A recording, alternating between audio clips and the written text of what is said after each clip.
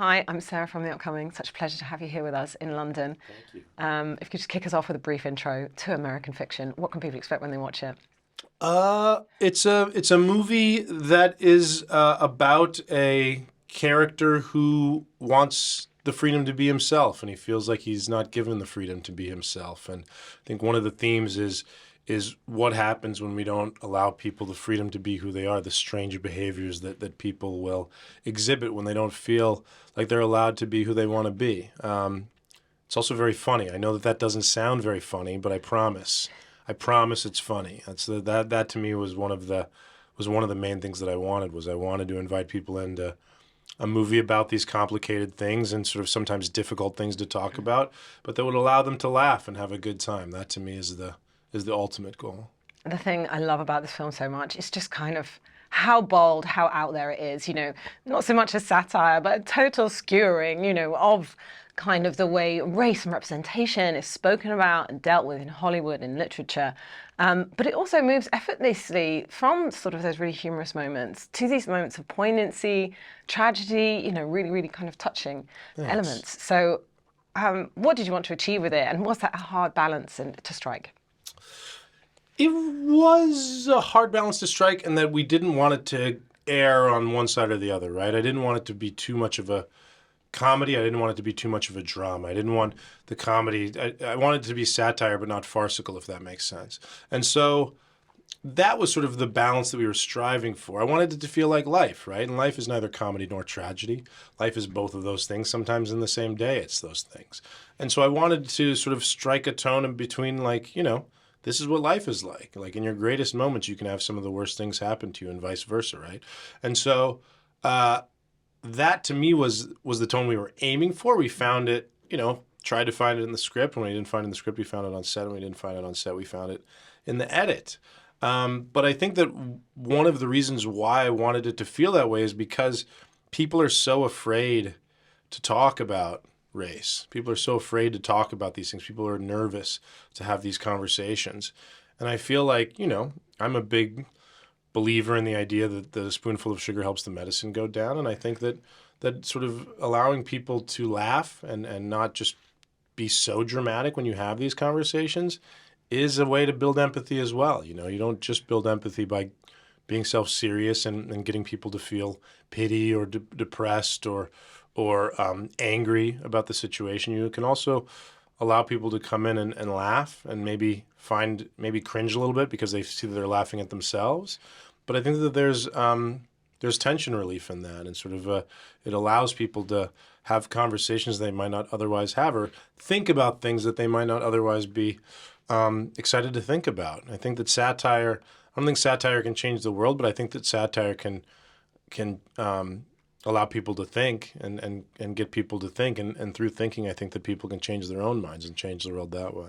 And you've got such a phenomenal cast, and particularly right at the centre of it, Jeffrey and Sterling, and kind of the relationship between Monk and Cliff, I think really is at the heart of a lot of the things that happen in the film. And the fact that this is just as much about family dynamics as much as it is about these other questions of race.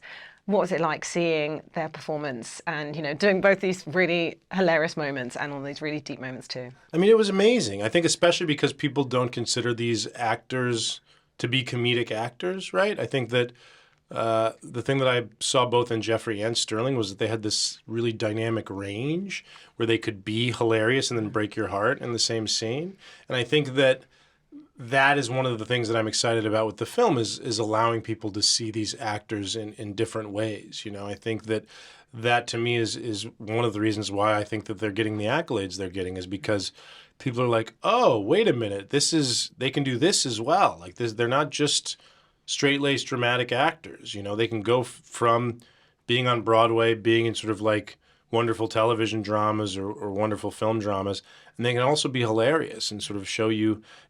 I'm so excited that they get an opportunity to flex some muscles that they don't normally get to flex. And coming to those accolades, this absolute sweep of nominations.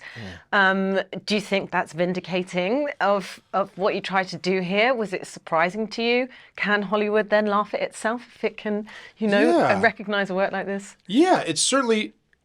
I would say it's certainly surprising to me. We made this movie with no auspices. We made it with very little money and very little time. And so to be up there with the heavy hitters like the Scorseses of the world and the Gerwigs of the world and the Nolans of the world is a dream come true, and certainly beyond my wildest dreams. That being said, I guess wait a minute. You can't say dream come true and beyond your wildest dreams, right? And it's one or the other. So I would say it's beyond my wildest dreams.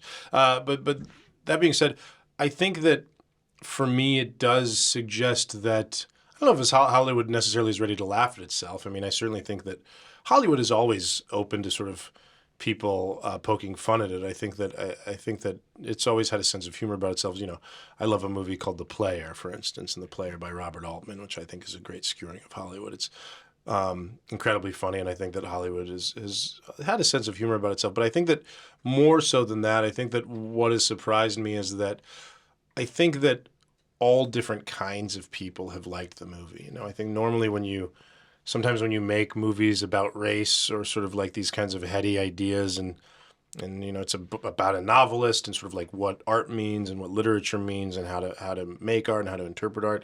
Like these are the kinds of things that I think can sometimes be relegated to art house theaters in New York and Los Angeles and London, right? And they don't feel inviting to people outside of those cities who sort of are normally going to see those things. And so what's been really nice for me to see is that we've now shown the movie to old people, to young people, to predominantly black audiences, to predominantly white audiences. We've shown it in England and France and all around the United States, in the southern United States, in the north, to people of all ages and creeds. And every kind of person now has come out of the film and told me that they found something that resonated with them, you know. It had a 65-year-old white woman come up to my costume designer, and we showed the film in Savannah, Georgia in the States. And she said, you know, I found myself laughing throughout the film, and I realized halfway through that I was laughing at myself. That sort of like that was me up there, and I was laughing at me.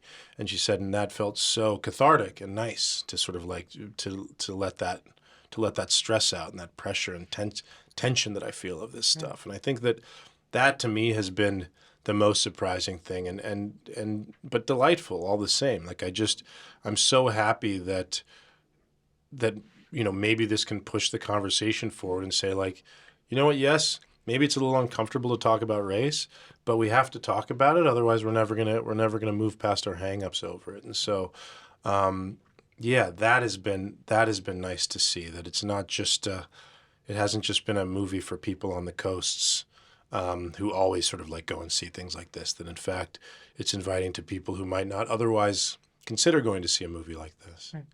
Well, I think I'm out of time, but thank you so much for sharing that with me. Thank Can't you. wait for everyone No. else to see this film, and obviously best of luck with those nominations. Thank you so much. It's such a pleasure. Very much.